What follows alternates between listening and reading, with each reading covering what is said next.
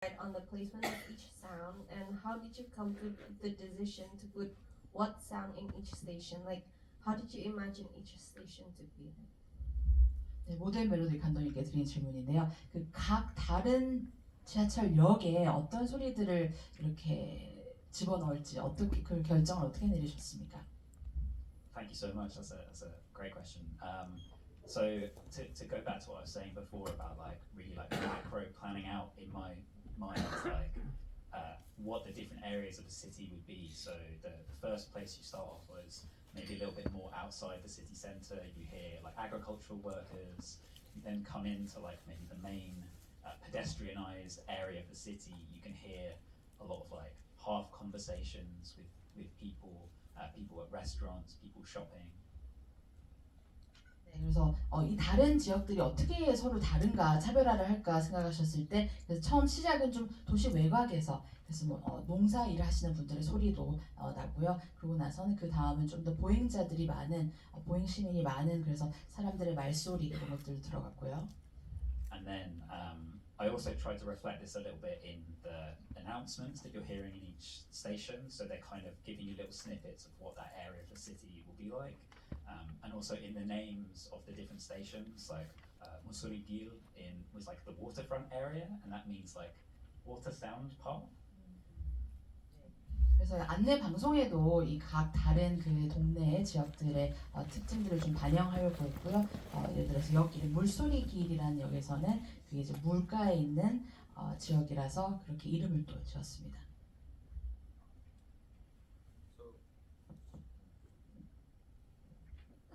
I want to ask the director of the Utopia, and I just want to ask because I'm studying film right now in a college, and I want to know when we study the films, how to make films. We are generally told not to make eye contact with the audience directly, but in this short film, you directly use the sign language to communicate with the audience. So I want to know why this design is used, and in my opinion, it is to facilitate the understanding of the disabled. But I think you should have a more deeper meaning of it. No, sorry. 네, 모델 멜로디 감독님께 드리는 질문. 이제 영화 학도이신데요. 보통 이제 배울 때 영화를 만들 때 그 관객과 직접 아이 콘택트를 만드는 그 제 사회 벽을 허무는 그렇게 하면 안 된다고 배웠는데 여기서는 수어하시는 분이 직접 관객과 이렇게 눈을 맞추고 있잖아요. 물론 이제 장애인들의 어떤 그 배리어 프리를 위한 어떤 것도 있겠지만 또 다른 어떤 목적이 있으셨습니까?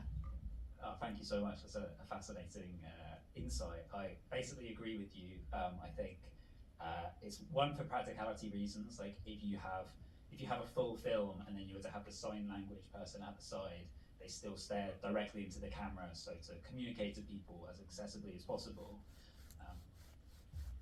일단은 뭐 실용적인 측면에서 이렇게 직접 그 카메라를 향해서 관객을 보고 있으면 그게 또 수어가 더 잘 전달되어서 그렇기도 하고요. But also to go back to the theme of like listening and listening to different people and different voices, to have Lihu center stage and then the sound is all off screen and imagined. That was really important as well. To listen, not only to non-human voices from the environment, but also be more understanding and compassionate towards everyone in society, which is the idea of this like utopia. 네, 그래서 듣기의 중요성에 대해서 전에도 말씀하셨지만 그래서 수어 통역 리 하시는 리가 이게 정말 화면 정 가운데에서 말소리뿐만이 아니라 그 주변 그 환경의 소리들을 이렇게 직접 이렇게 소통하는 것이 중요하다 생각하셨고 그래서 더욱더 우리가 그 이상향적인 유토피아를 이루기 위해서는 서로를 이렇게 충분히 듣는 것이 중요하다를 그렇게 표현하고 싶으셨습니다. But also listen to your film professor because they know more than me. 하지만 또 영화 가르쳐 주시는 교수님의 얘기를 꼭 들어주시기 바랍니다. I must agree. Is there any other question from the audience? Yes. 질문 더 있으실까요?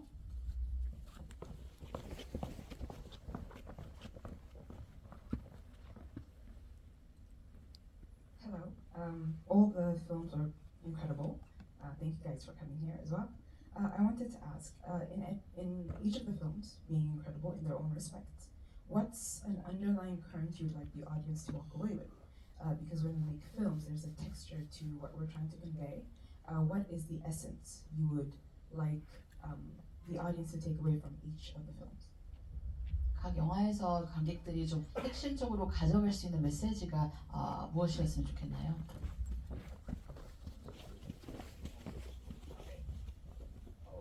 I'll keep rolling. For me, one of the main takeaways, I think, making the film but also presenting it is a set about imagining like a better sort of utopian vision of the future. But when speaking to all of these different people from different walks of life, everyone's like imagining of a better world is like very grounded and practical. Like even the science fiction writers, it's like a very real and achievable understanding of what the future could be. 우리가 지금 세상보다 더 나은 미래를 구상함에 있어서 정말 다양한 분들 각자가 상상하는 어떤 더 나은 미래가 정말 구체적이고 어떤 그들 나름대로의 어떤 중요성을 띠고 있었는데요. So for me, I think like listening to this film, like I want people to go away and think we don't need an AI boom or some like cybernetic technology to make the world a more egalitarian place. Like we have everything we need right now to make it so. Perhaps outside of a patriarchal neoliberal society that we currently live in. 그래서 뭐 더 나은 세상을 위해서는 사실 끊임없는 기술이나 인공지능이 필요한 게 아니고 이미 우리에게 있는 것들을 가지고 더욱더 살기 좋은 평등한 세상을 만들 수 있다는 메시지를 이렇게 담아봤으면 좋겠습니다. Thanks for your question. I guess I'll split it into what I hope you might gain from the film itself, its content, and then my sort of more of my thesis of filmmaking, I suppose. In terms of bird sounds, it's hopefully you feel a resonance with this idea of sound and memory and how we're built from our memories, and some of those memories are sound, and how we can access them to process, in this case, grief. But the idea of that we live in sound, and most of us spend our lives trying to ignore it. We put headphones in so we don't hear the sound of the world. Our ears are naturally designed to only listen to text and not everything else. So listening and understanding the world is something that I always encourage. And then in terms of general approaches to filmmaking, we've all said the same thing. You can start from a position of sound, or at least begin with sound and image together. I personally can now, when I was writing the script, I had the image, I had the sound, everything was there as I wrote it. But when I work with students and even other directors, many times they'll hand me a script and we'll talk about, and the script is mute. There is, even the dialogue is not really there. And I'm always amazed that other people can conceive of these stories so incompletely. Like, to me, the world is, when I look at this, all of you, to me this is massively complete thing, and if I was going to write this in a script, 2 lines saying there was an audience, to me that would be, and that's how I feel like the scripts are. Sorry, I went on. No worries. 네, 그래서 영화가 어떤 소리와 기억의 관계에 대한 것이기 때문에 사실 우리의 삶은 많은 기억들로 우리가 또 기억을 토대로 이루어지는데, 특히 이 영화 같은 경우에는 이제 상실에 대한 아픔을 또 기억을 통해서 치유할 수 있다는 어떤 그런 희망을 줬으면 좋겠고요. 그리고 이제 학생들 가르치시다 보면 학생들이 쓴 시나리오를 읽었을 때 너무 음향적인 소리적인 요소가 전혀 없는 그 첫 번째 대본을 보시는 경우가 있대요. 그래서 영화 쓰시고 일하실 때 이런 사운드적인 오디오적인 것도 많이 점점 더 폭넓게 생각을 해주셨으면 좋겠습니다. As for me, I really want the audience to memorize the last scene in my film, especially when the sound of the wind comes out, and when the man in the quarantine hotel is gone, and the sound of music was still there, and that is also what I thought about the way to defeat loneliness in urban lives. I really want people to know that even though people may pass away, may be gone, but there are still ways for us to defeat the barriers of loneliness in our lives. Which music might be one of the way, or cinema also can be the way. 네, 마지막 장면 왕순이 감독님의 마지막 장면을 기억해 주셨으면 좋겠답니다. 그 격리 시설에서 그 남자가 떠났지만 바람 소리와 함께 이제 음악 소리가 아직 남아 있는 그 장면을 말씀하시는데요. 우리가 도시 생활하면서 외로움이 많이 생기는 거를 극복하는 데 있어서 음악이라는 매개, 또 영화일 수도 있고 이런 매개들을 통해서 극복을 열심히 잘 해주셨으면 좋겠습니다. Is the English title of your film the same meaning as the Chinese title? Not exactly. The English title is as the wind says, right? The Chinese title is 琴声, which means the sound of the piano or the sound of the instrument, string instrument. They are 琴 in Chinese. 그 영어 제목 As the Wind Says와 중국어 제목이 같으냐고 질문을 했는데 중국어 제목은 피아노의 소리 혹은 악기의 소리라는 의미를 가진다고 합니다. Is there any other question, perhaps? One last. Yes, please.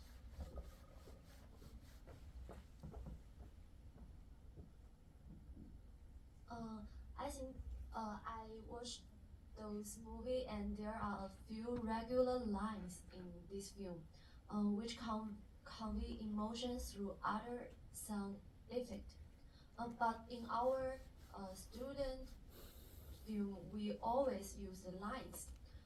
So I would like to ask if there are any skills in it, and how can we use some sound or music to replace their lines, and what do you think where do you think are these skills? So just when you say lines, of course you mean dialogue, right? Oh yeah. Yeah. And which director do you address the question? All three? I think it's fitting actually. Yeah, Alright. but especially for the middle director, Okay. Well, one. because I love Alright. it. Okay. Wow. Oh, thank you. 그래서 질문이 대사 대신에 많은 대사 대신에 소리와 그리고 음악으로 대체해서 이렇게 대본을 쓰는 데 있어서 조언이 있으시다면요? That's a very, very good question, and one that I get asked as a sound designer. There was a lot more dialogue in the film. Actually, not that much. I wrote it with very, very little dialogue because it's much more powerful for an audience to imagine what's happening inside the mind of our character than to be told. And the common problem we always find, especially as us who teach in film, is people write too much. And I'm always saying, get rid of the dialogue, get rid of the dialogue, get rid of the dialogue. And another thing is, if you want the audience to hear, you have to give them space to hear. Because as soon as you put a line of dialogue, their ear will only hear the dialogue, and they won't hear everything else. So one of the important things is to have space. So have lines maybe, and then space for us to hear or look at the reaction. And you may have noticed in my film, there's a lot of breaths and sighs and things which are not dialogue but are functioning as dialogue. That's my breath. 원래 시나리오 쓰실 때부터 대사가 별로 없었지만 항상 학생들한테 그렇게 말한대요. 대사를 되도록이면 많이 줄여라. 그래서 대사가 없는 공간들을 좀 늘리면서 그 사이에 상대방한테 반응할 수 있는 시간들, 또 주변의 소리들을 들을 수 있는 그리고 이 영화에서도 숨소리가 굉장히 많이 나왔잖아요, 그죠? 그래서 대사를 최대한 줄이고 좀 이렇게 그 캐릭터들이 들을 수 있는 어떤 그런 기회를 주라는 말씀을 많이 학생들한테 하신대요. Alright, so I'm directed. I've been told that it's time to conclude the session. So I would just say the person who asked the question is not here anymore, but in regards to the program, when I was choosing the films, or searching for films and then deciding, okay, this one first, this one last, etc., the ultimate barrier that seemingly none of